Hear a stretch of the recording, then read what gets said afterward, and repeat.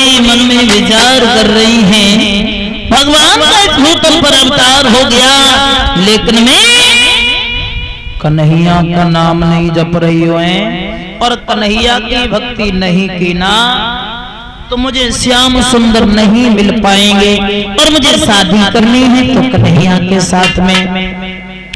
उसी दिन से वही और रुक्मणी भगवान कन्हैया की बहुत बड़ी भक्तन हो गई। अब तो श्याम सुंदर का ही नाम पुकारते हैं, चलते फिरते उठते सोते जागते खाते पीते कन्हैया का नाम। रुक्मणी की मां ने देखा हमारी बिटिया हो गई पागल, और ये हमारे गले में एक नोटों का हार डाल करके 10-10 रुपए से और सभी संत भगवानों को, कलश वाली कन्याओं को, आकाश यादव, सनोज, सुमनेश यादव जो गांव इसी नगला भुटिया के रहने वाले हैं, उनकी तरफ से ये सम्मान आया है और ये 1100 रुपए भंडारे में दान कर रहे हैं। भगवान कन्हैया सुख शांति प्रदान करते रहे। उसी दिन से रुक्मणी भगवान कन्हैया की बहुत बड़ी भक्त हो गई।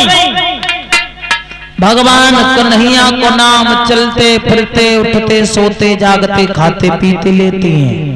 धीमे धीमे धीमे धीमे वही रुक्मणी जैसे ही जवान हो गई न जवान, और जैसे ही रुक्मणी जवान हुई, रुक्मणी की मां ने देखा हमारी बेटी अब तो शादी के योग्य हो गई। तो रुक्मणी की मां ने क्या किया, विचार किया जब मेरी बेटी शादी के योग्य हो गई तो मुझे अपने महाराज को बुला करके और किसी वर की तलाश करनी चाहिए, कोई अच्छा सा लड़का देखना चाहिए। दासी को बुलाया और दासी से कहा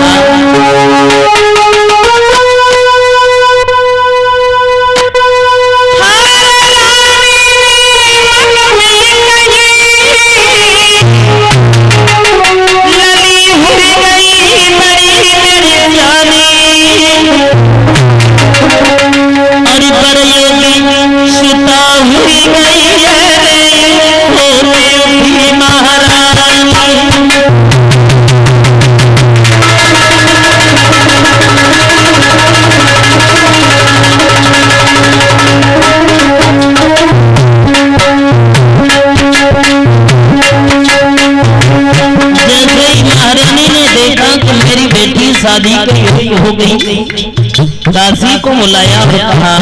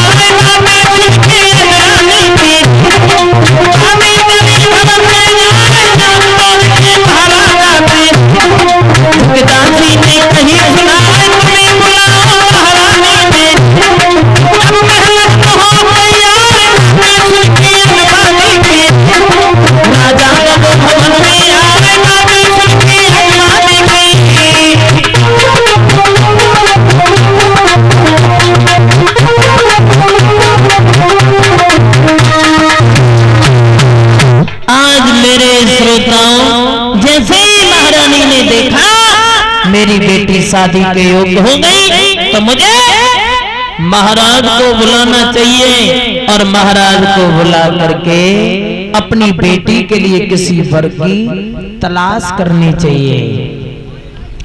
वर की तलाश करनी चाहिए। अब जैसे ही महारानी ने अपने महाराज को बुलाया और महाराज से कहा, महाराज